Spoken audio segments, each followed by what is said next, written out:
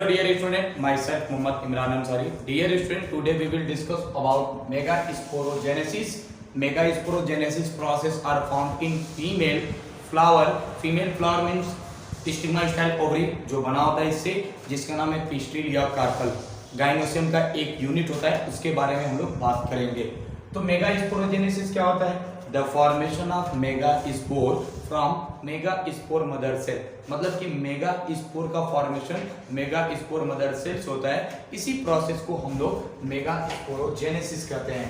आपको बच्चों मैंने कल वाले वीडियो में बताया था, अगर आप नहीं देखे होंगे तो प्लीज जाके एक बार उसको देख लीजिएगा. अगर आप देखेंगे तो इसमें एक स्ट्रक्चर मैंने आपको बनाया था जो कि एक फीमेल गाइनोसियम का एक पूरा स्ट्रक्चर था, पिस्टिल या कार्पल का. इसमें मैंने आपको बताया था कि जो सबसे ऊपर वाला पार्ट होता है इसको हम कहते हैं स्टिग्मा. क्या कहते हैं? स्टिग्मा. और इसमें एक पाइप लाइक स्ट्रक्चर होता है विच आर कॉल्ड स्टाइल. और लास्ट में ये पार्ट जो होता है इसको हम लोग ओवरी कहते हैं और इसके अंदर होता है ओव्यूल. ठीक है. अगर हम इमेच्योर ओव्यूल को देखेंगे, इमेच्योर ओव्यूल को, तो उसमें देखिए इस तरीके से स्ट्रक्चर हमको दिखाई देता है. देखिए अगर हम लोग ओवरी को बाहर निकालेंगे तो ओवरी में कुछ इस तरह से स्ट्रक्चर आपको दिखाई देगा. कृपया इसको अच्छे से आप लोग समझिए. देखिए इसमें बहुत सारे छोटे छोटे सेल्स होते हैं, ऐसे हम लोग बना लेते हैं, जो कि बच्चों होते हैं पैरेन्काइमेटस सेल. कौन से सेल्स होते हैं? याद रखिएगा, ये सभी सेल्स जो होते हैं पैरेन्काइमेटस सेल्स होते हैं. जैसा कि मैंने आपको पहले भी बताया था कि जो पैरेन्काइमेटस सेल्स होते हैं वो नॉन लिविंग सेल्स होते हैं. ठीक है ना, नॉन लिविंग सेल्स होते हैं पैरेन्काइमेटस सेल्स. ठीक है, ये मान लो क्या है, ये पैरेन्काइमेटस सेल्स है. चलो इसका नाम हम लिख लेते हैं. ये भाई पैरेन्काइमेटस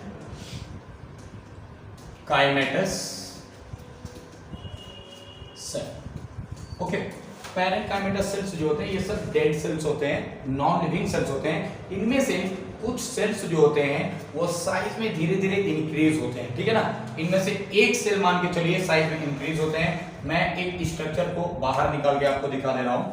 मतलब एक केवल हम लोग स्फेरिकल शेप को ही हम लोग बाहर ले रहे हैं, इसको हम लोग बाहर लेके देख लेते हैं. ठीक है, एक स्ट्रक्चर को हम दिखा दे रहे हैं. इसमें क्या होता है ना कि इनमें से एक छोटा सा जो सेल होता है ये साइज में थोड़ा सा बड़ा हो जाता है. ठीक है, ये साइज में क्या होता है, थोड़ा सा बड़ा होता है. बाकी इसके किनारे जो होते हैं ये सब के सब पैरेन्काइमेटस सेल्स ही होते हैं. इन्हीं पैरेन्काइमेटस सेल्स में से एक सेल जो होता है बच्चों वो साइज में धीरे धीरे बड़ा हो जाता है. And now it is called archesporial cell. क्या कहते हैं? Archesporial cell. Archesporial cell. समझ में आ रहा है? अब ये क्या होता है, साइज में धीरे धीरे बड़ा होता है और एक बना लेता है आर्कीस्पोरियल सेल. अब देखो आर्कीस्पोरियल सेल के बाद से होता क्या है, आर्कीस्पोरियल सेल के बाद से ध्यान से समझिएगा, ये माइटोसिस डिवीजन करता है. माइटोटिक डिवीजन करने के बाद इसका अगर आप साइज देखोगे तो साइज ये इस तरीके से कर लेगा. एक से कितना बना लेगा भाई, तो एक से ये 2 बना लेता है. समझ में आ गया? जैसे मेल में आप पढ़े थे सेम वैसे ही फीमेल वाले पार्ट में है, बट थोड़ा सा डिफरेंस है. अब इसका नाम क्या क्या पड़ेगा देख लो. इसका नाम होता है primary parietal cell, primary parietal cell. और दूसरा होता है स्पोरोजिनस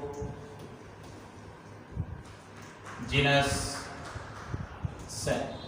प्राइमरी पेराइटल सेल और स्पोरोजिनस सेल. बाकी अगर आप देखेंगे तो नॉन लिविंग वाले पार्ट जो हैं वो इस तरीके से इसमें चारों तरफ से स्प्रेड होते हैं.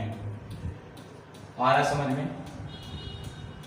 अब देखिए इनमें से अगर आप देखेंगे तो प्राइमरी पेराइटल सेल जो होता है ना ये एक तरह का नॉन इसेंशियल पार्ट है, और स्पोरोजिनस सेल जो होता है ये इसेंशियल पार्ट होता है.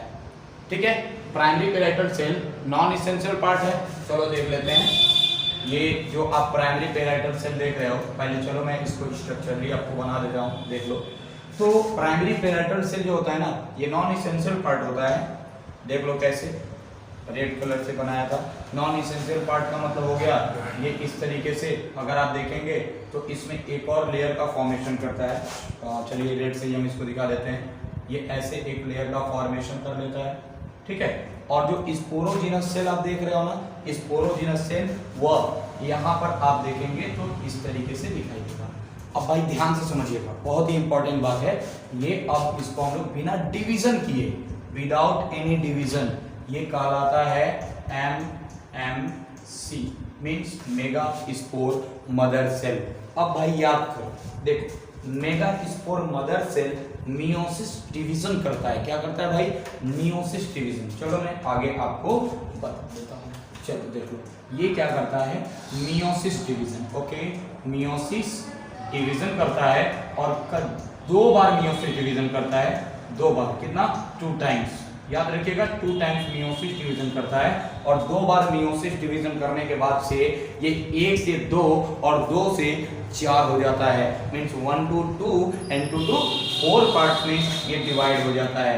चलो भाई देख लेते हैं इसको भी। सबसे पहले ये पार्ट हो गया और एक मैंने आपको बताया था जो प्राइमरी पेराइटल सेल वॉल बनाया था, ये वाला वाल हो गया। और उसके बाद से मैं जो आपको बता रहा हूँ ये 4 पार्ट्स में डिवाइड हो जाता है, मतलब कि 1 2 3 and 4। ठीक है, चलो भाई मैं इसको थोड़ा सा छोटा कर दे रहा हूं ताकि आपको और अच्छे से समझ में आए। चलो देखो, चलो यहाँ पे मैं इसको रख दे रहा हूं, उम्मीद करता हूं कि आपको दिखाई दे रहा होगा। तो अब मैं यहाँ पर था, तो देखिए अब होता क्या है, ये जो 4 सेल आपको दिख रहे हैं ना, इन चारों सेल में से एक जो सेल होता है, एक जो सेल आपको दिख रहा है ये वाला पार्ट, ये एक होता है इसेंशियल पार्ट। क्या होता है? Essential part. और ये जो 3 आपको दिख रहा है ना, ये एक तरह के नॉन इसेंशियल पार्ट होते हैं। क्या होते हैं? नॉन इसेंशियल पार्ट होते हैं। तो भाई ध्यान दो, जो नॉन इसेंशियल पार्ट आपको दिख रहा है ना, ये नॉन इसेंशियल पार्ट डीजेनरेट हो जाते हैं, मतलब कि ये नष्ट हो जाते हैं। देखो यहाँ पे मैं बता रहा हूं, ठीक है। अब देखो नॉन इसेंशियल पार्ट अगर आप देखेंगे तो नॉन इसेंशियल पार्ट ये सब के सब डीजेनरेट हो जाते हैं और बचता है एक सिंगल, समझ में आ गया? सिंगल न्यूक्लियस वाला एक पार्ट बचता है। अब ये क्या करता है, ध्यान समझिएगा, ये बार बार रैपिडली डिवीजन करता है और एक बार डिवीजन करने के बाद अगर आप देखोगे तो एक बार डिवीजन करके ये 1 से 2 पार्ट्स में डिवाइड हो जाएगा। चलो देखते हैं इसको भी। तो देखो ये 1 से 2 पार्ट्स में डिवाइड हो जाएगा और 2 पार्ट्स में डिवाइड होने के बाद से एक ये चलाजल के तरफ चला जाता है। ऊपर वाला क्या है भाई? ऊपर वाला पार्ट कहलाता है चलाजा और ये वाला पार्ट कहलाता है माइक्रोफाइल। क्या कहलाता है? माइक्रोफाइल। ठीक है, चलाजा और माइक्रोफाइल, ये 2 पार्ट्स हो गया। अब देखो, अब इसी में ये 2 से कितने पार्ट्स में डिवाइड होता है? 2 से फिर से ये डिवाइड होगा और 2 से कितना हो जाएगा? 4 हो जाएगा फिर से। मतलब ये यहाँ पे क्या कर रहा है भाई? यहाँ पे माइटोटिक डिवीजन करता है, यानी कि माइटोसिस डिवीजन करता है। माइटोसिस फर्स्ट करेगा तो माइटोसिस यहाँ पे फर्स्ट किया, यहाँ पे सेकंड हो जाएगा। ये फर्स्ट माइटोसिस है और ये सेकंड माइटोसिस में अगर आप देखोगे तो 1 2, 1 से 2 हो गया, फिर इधर भी 1 से 2 हो गया, तो 2 और 2 कितना हो गया भाई? 4 हो गया। अब आगे आते हैं, फिर से एक पार्ट और देख लो।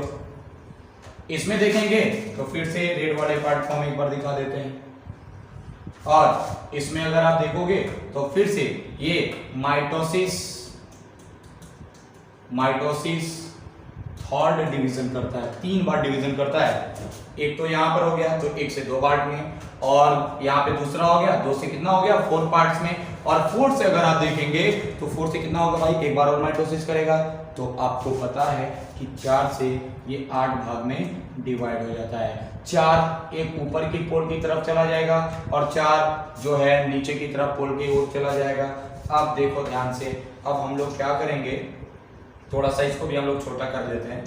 देख लीजिए, इसको भी हम थोड़ा छोटा कर देते हैं ताकि हमको समझने में और आसानी हो जाए। चलिए देखिए, चलो ठीक है। या अब देखो, अब होगा क्या?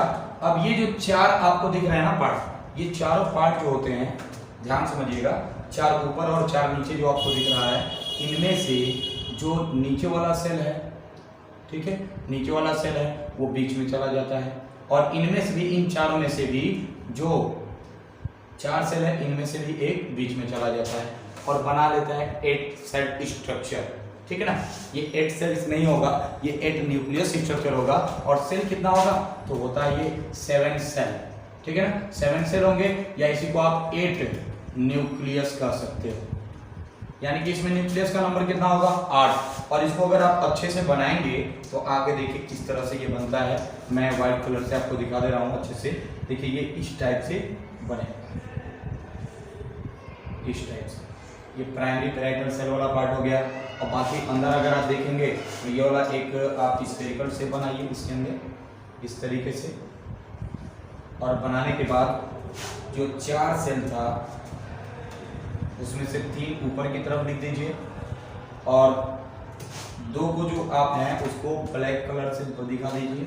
फिर अगर आप देखेंगे तो इसको मैं इस कलर से दे देता हूँ, ठीक है। तो कितना पार्ट हो गया 8। मीन्स अगर आप देखेंगे तो 1 2 3 4 5 6 7 8 न्यूक्लियस। और सेल कितने हैं, तो देखो 1 2 3, और इन पूरे को हम लोग करते हैं एक सेल, यानी कि ये 3 और ये एक 4 5 6 7, यानी 7 सेल एंड 8 न्यूक्लियस स्ट्रक्चर होता है।